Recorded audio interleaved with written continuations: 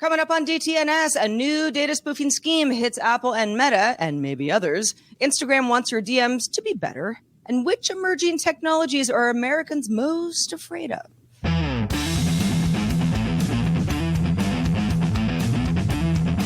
This is the Daily Tech News for Thursday, March 31st, 2022.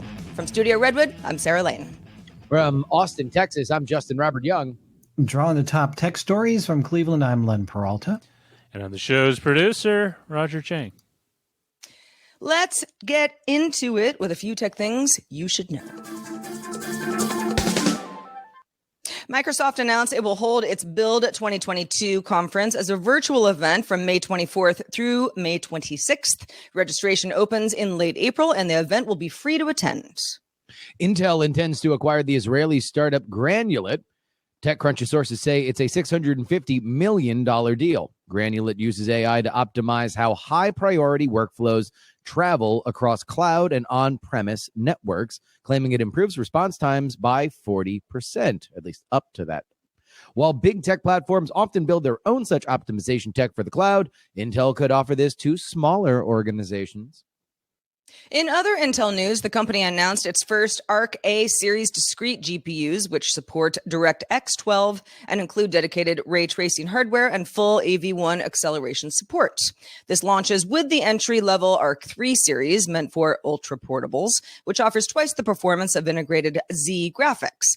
More powerful 5 and 7 series will be available in early summer. Arc GPUs also feature Intel's DeepLink technology to optimize power sharing with the CPU based on workload.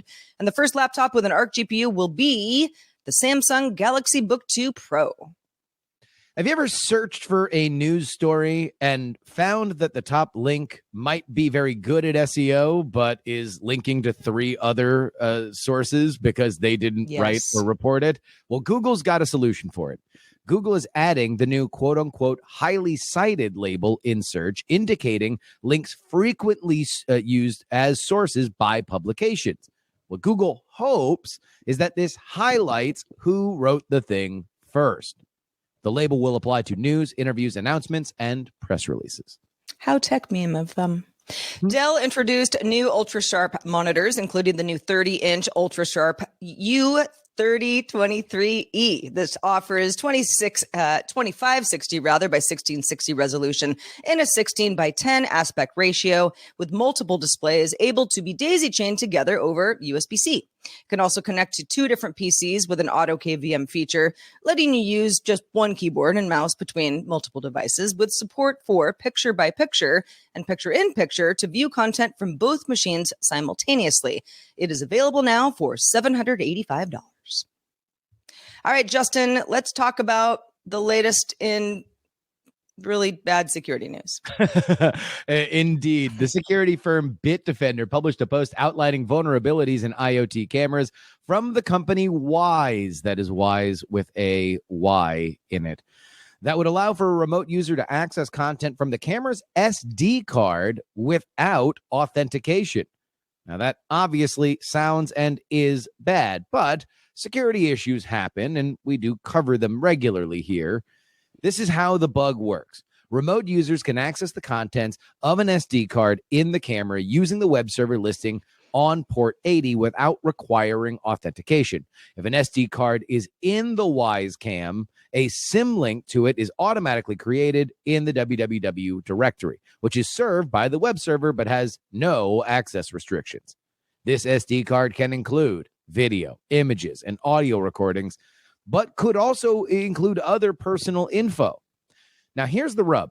Bitdefender notified Wyze of 3 flaws in this chain on March 2019. Oh, how young we were. Wyze patched them on September 2019, November 2020, and the latest in January of this year. However, the Wyze Cam V1, which was originally released in August of 2017, reached its end of life in 2020, and the company didn't patch the discontinued product. Bitdefender advises that users stop using the V1 hardware. So the question is, what happened? I mean, the fact that so just to kind of break this down a little bit. So Wyze's V1 hardware devices, they're old, long in the tooth. Companies made newer versions. Those have been patched. Yeah. Fine. This happens all the time. But 5 years old, ancient, an old maid in the world of a relic, if you will, something that would be an archaeological find. But turns out plenty of people are still using these devices and did not realize that this sort of thing was possible. And the fact that Wyze knew about this and just was like, oh, well. Old hardware. I mean, this is, it's a huge security problem. I mean, it's sort of your worst nightmare for people who say, security cameras, but what could they do with that information that would be nefarious and would make me think twice about getting one of these? This is that. This is exactly that. As Roger figures out his mic, I will say that this is something that, while I understand it as a tech decision from Wyze's point of view, that look, this is end of life, and so we are going to get to that level, and then that means that we don't update it anymore. You have to understand your business, and this is something that's going to come up later in the show. But their business is having people be able to look at their children, right? Is safeguarding the thing that the most expensive item that they will ever buy in their entire life, their home. This comes with a level of responsibility beyond just the regular tech element of, well, it's on the schedule, so we're no longer patching it. I think that they're going to get to a situation where they have to have some kind of reckoning. I own 4 Wyze cameras. One's underneath my house, and the other 3 face outwards towards the street. I will say this. I have the version 2 of this camera, so oddly enough, this past Sunday, I had to update the firmware, which is and this is what's so puzzling. Wyze is so good through the app of nagging you to update constantly. It literally seems every month I'm pushing out a new firmware update to one of the cameras.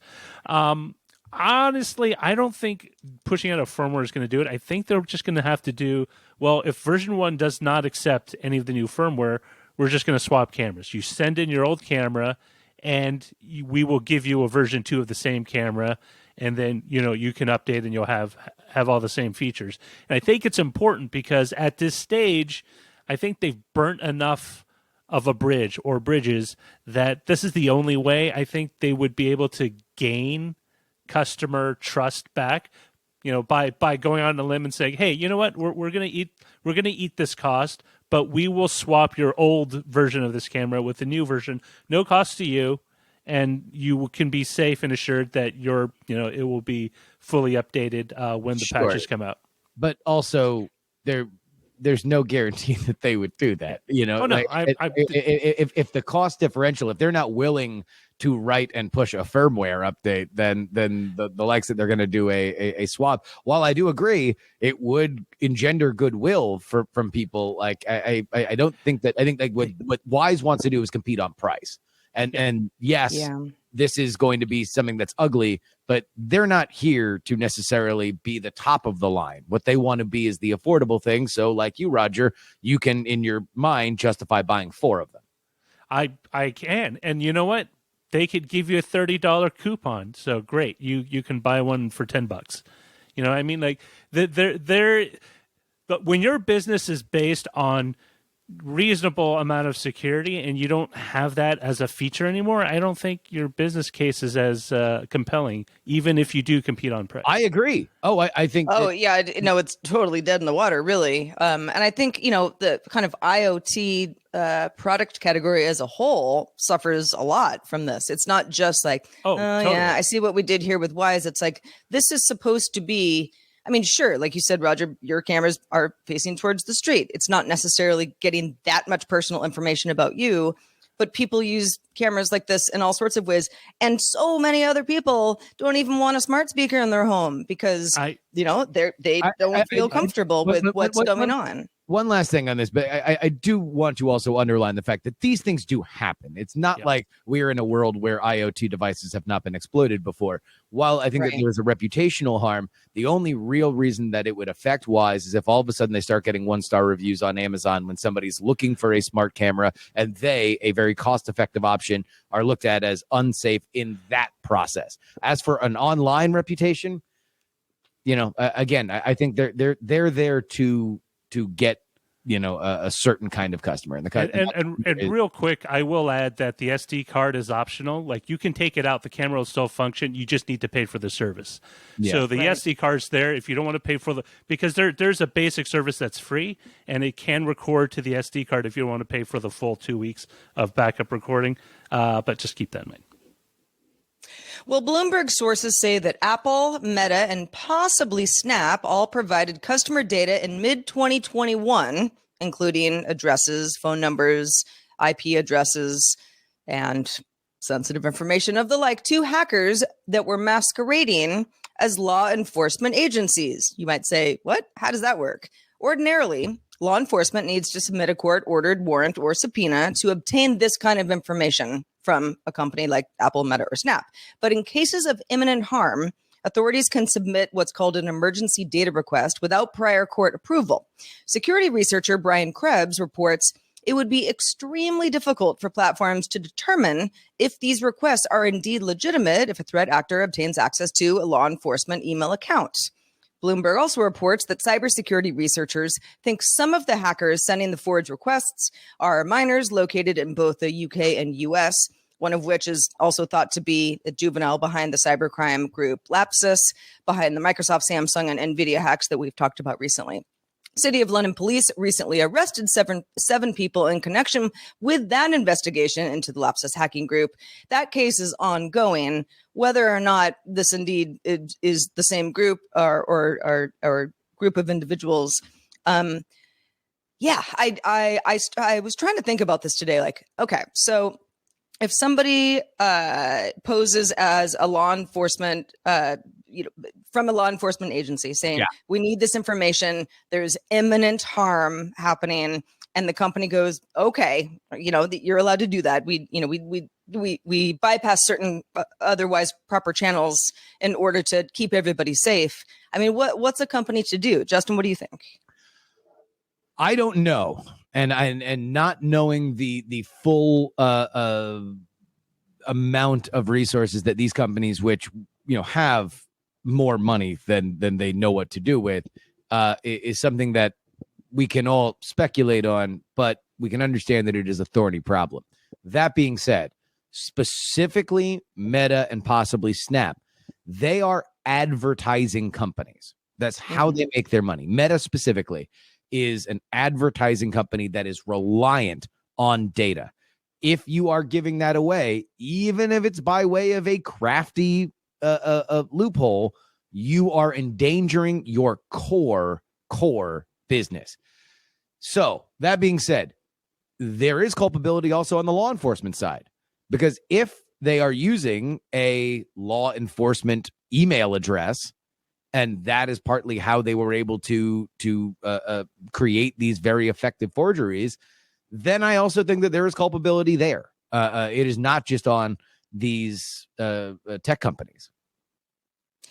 Yeah, I feel like the solution is like, okay, well, if an email account can be accessed, so I, as a threat actor, am now pretending that I'm a police officer and I need information from Snap, let's say, and that's not legit. It's sort of like, okay, if you need to submit an emergency data request, what's a better option that we have?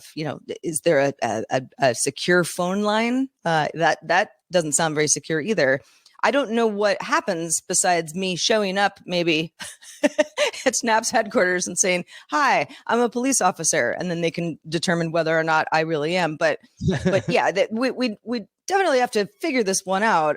It seems like a loophole that if if it hasn't been figured out yet, there could be a lot of other information that gets out before it does. I don't think that this is a massive 0-day exploit in the way that, anybody can do it. It's very, very simple to do. You do apparently have to have access to a law enforcement email address, right? And that is something where you are coming at considerable risk attempting to impersonate a law enforcement officer at the beginning, let alone what you do from it. Like, that ability gives you the tool to do a lot of things, up to and including exploit these tech companies.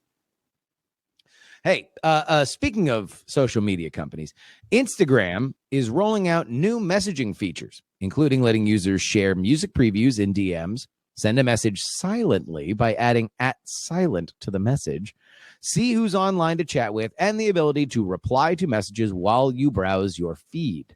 Instagram said these features will improve how users connect and share with friends. Instagram also recently launched a new chronological feed option so users can see posts ranked without algorithms.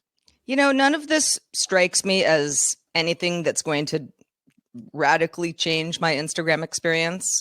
The chronological feed, I appreciate just having an option, even though it's not on by default, but that was a welcome addition, or a rollback, I guess, to some users. But there are other things that are slightly lost on me, because I DM people and they DM me using Instagram's platform here and there. I mean, I have 2 accounts. Well, I have an account and my dog has an account. Sure. I obviously don't run his account. He runs his own account, but there are DMs that go back and forth, but it is just not a primary way that I talk to people I even had to look up, like, what silent message? What is that? And it's sort of a do not disturb that you would use in lots of other text messaging apps. I just don't use Instagram that way, but apparently enough people do that these are welcome additions. I think that there is an entire generation of users that rely on Instagram and Snapchat specifically to communicate in a way that my generation relied on AIM, for example.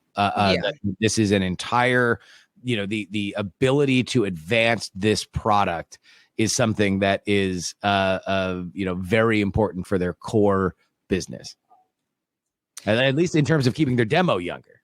Sure. Well, and Instagram is still, I don't know. I mean, I was about to say Instagram's still the king of social, but I don't even know if that's really true. It depends on who you are and how old you are and where you hang out in the world. But I think Instagram is experiencing more of its market share being chipped away at, the TikToks and of course Snapchat's always been a pretty obvious competitor to Instagram, but adding a lot of these features in order to keep people, using the service as you're describing it, Justin, as this is where I talk to people.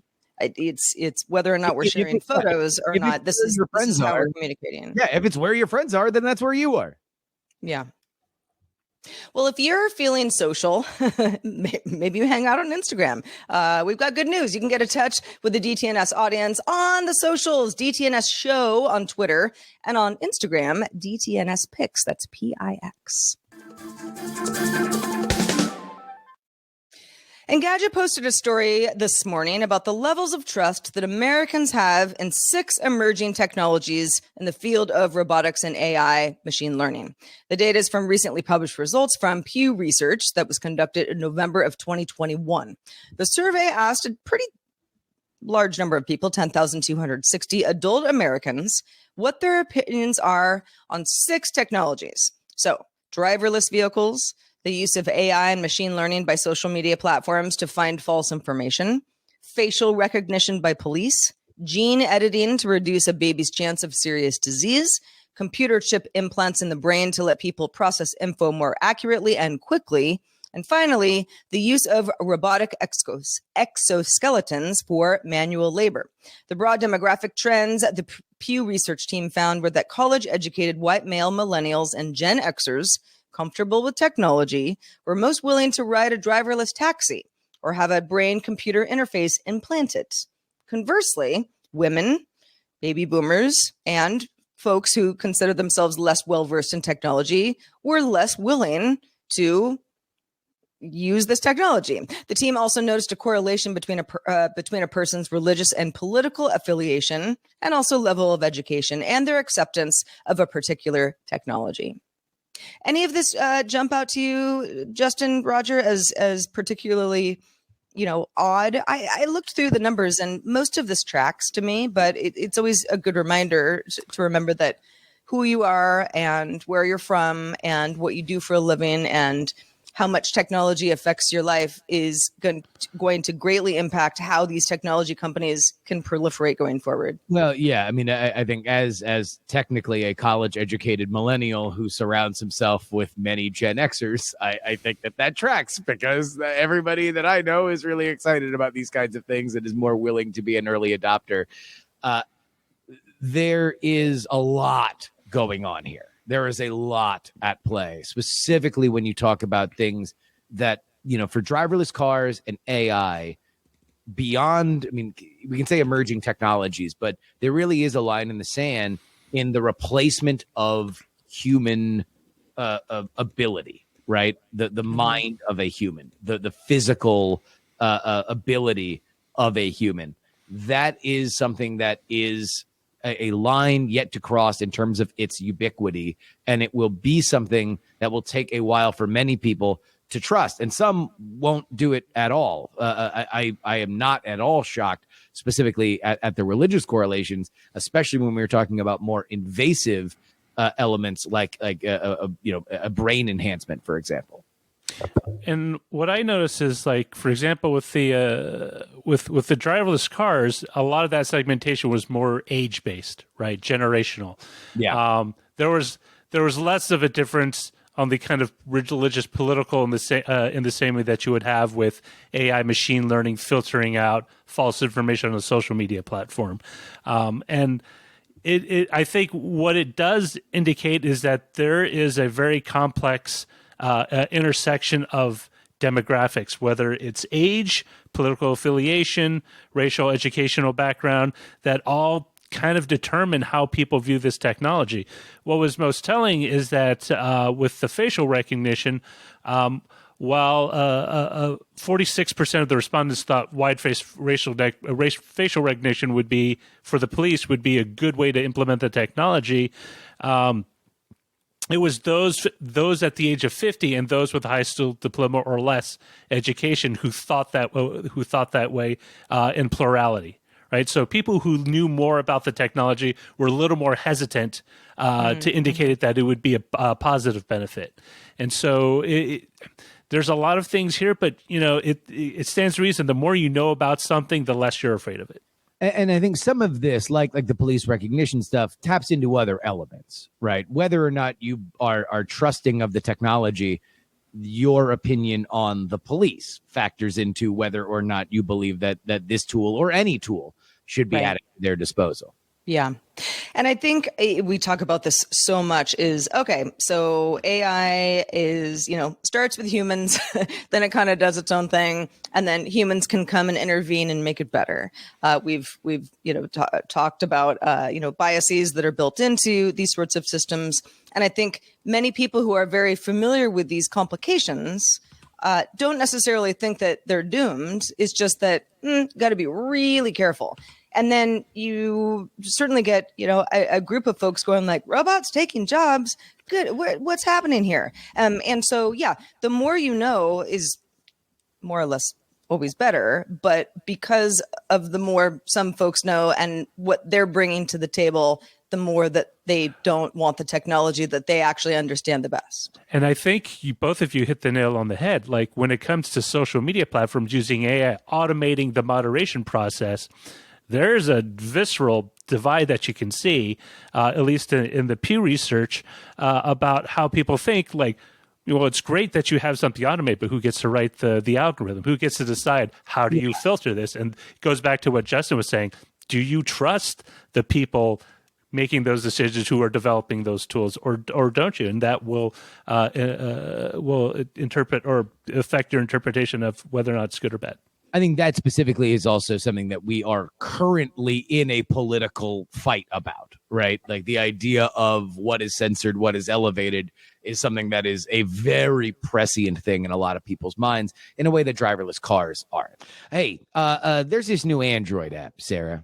Oh, tell me more. Yeah, us big Android people, so I figured we should know. Cameliot, developed through the European Space Agency's Navigation, Innovation, and Support Program, and with the support of the agency's GNSS Science Support Center, you can turn your smartphone into a way to crowdsource science. What you do is you put the app by your window at night with your sat-nav positioning turned on, provided your phone has a sat-nav receiver.